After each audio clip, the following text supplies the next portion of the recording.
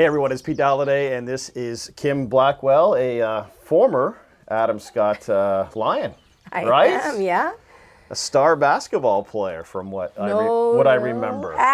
Is this true, Kim? No. No? If we were ahead by 42 points, then Mr. Bourne would put me on. That was the rule. Yeah. I showed up for 5 years, but I was terrible.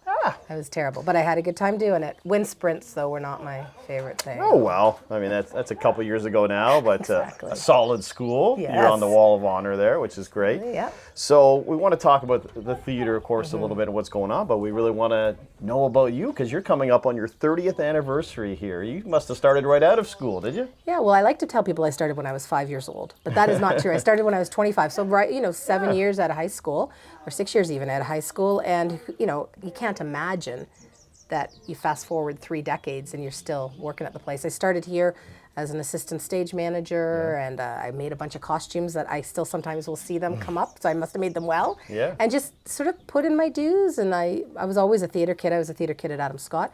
And so now, fast forward 30 years, and here we are, and I'm the artistic director of the theater, and we've come through the pandemic, which just, killed arts organizations. Yeah. But here we are. Here we are. But getting back to Adam Scott quickly, your drama teacher is still a supporter here. Yeah, right? Vera Briscoe. A few of the teachers at Adam Scott, great teachers of that time, and apparently they're all still really tight with each other. It's amazing. Yeah. Okay, so you leave Adam Scott, you dabble in a few things, and that leads you to here, and obviously you didn't think you'd be here 30 years later, but what other things kind of have you been doing for the last 30 years? What else has kept you busy, though I'm sure you put in 80 to 90 hours a week here? Yeah, well, it was a kind of a circuitous route. I didn't go to university right away. Yeah. I moved out west, then when I went to University of Alberta, then I came back here and I got my degree at Trent. Yeah. And I have a history and English degree. And then I lived in the States and I cooked for a while. I actually weirdly cooked in New Orleans at one of the top 10 restaurants in the United States. What was your go-to dish? And could you still do it today? Yeah, I do still do it today. It's a slow roasted duck. Yeah. And then it's just yummy. It's like served with sherry and soy sauce and orange. And so it's almost like a duck à l'orange with the skin becomes crackling. It's like very yummy. I do a really good creme caramel. Okay.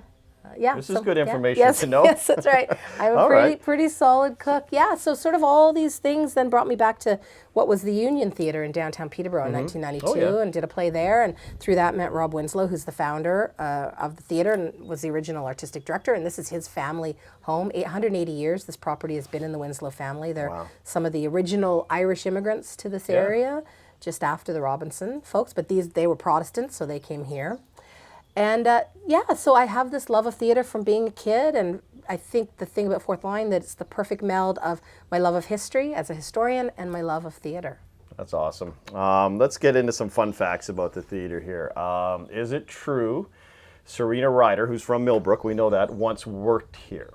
Yes, she did. Do you want to know what she did? Yeah, I don't know what she did. What did she do? Yeah. So she was a babysitter for the cast members' children, probably in 2001 range. Wow. She was this little 16-year-old girl rolling around here. Yeah. Did you ever find her on the stage, though, just kind of belting out a few tunes? We didn't know. I mean, I wish I had known. Yeah, well, that's kind of a cool story. Yeah, it's really neat, eh?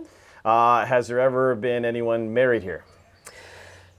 There's gonna be a wedding here. That's so funny that you asked. We actually we did a secret. I'll tell you one secret thing. Okay. We did a secret prom here in the first summer of COVID for a good portion of the 2020 Crestwood grads. That's cool. That's awesome. One mom reached out to me, and we had about 200 people out here.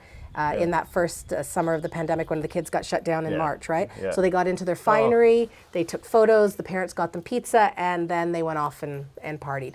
So we've done a prom, and then we actually have a wedding coming up this year for 2 people who met here in 2012, but Emily, the woman of the couple, she was a baby here in 1993 on stage in the Cavan Blazers grew up here. She's now a biologist in Kitchener-Waterloo. She wasn't born here. But she was not born here, but her mom had her in the Cavan Blazers at 1 year of age. So she's getting married here to her fiancé, Ken Houston.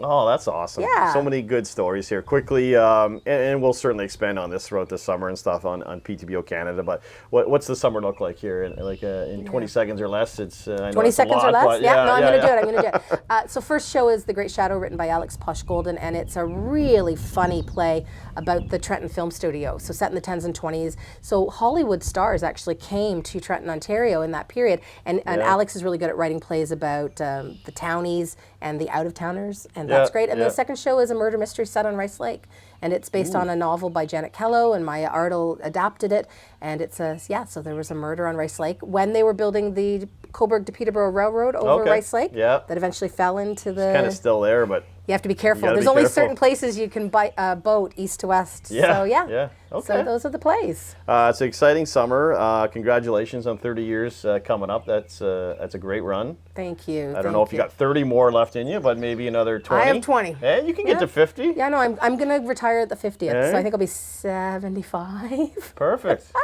All right. There, I said it out loud. All right. It's a deal. It's a done deal. She's sticking around. Kim, thanks very much. Thanks for having us out here, and we can't wait to see you this summer. Oh my gosh, thanks for coming. Yeah, everybody else come too. Come on out. You've been watching Hometown PTBO, everybody. Thanks for joining us on this edition of Hometown PTBO, brought to you by Darling Insurance.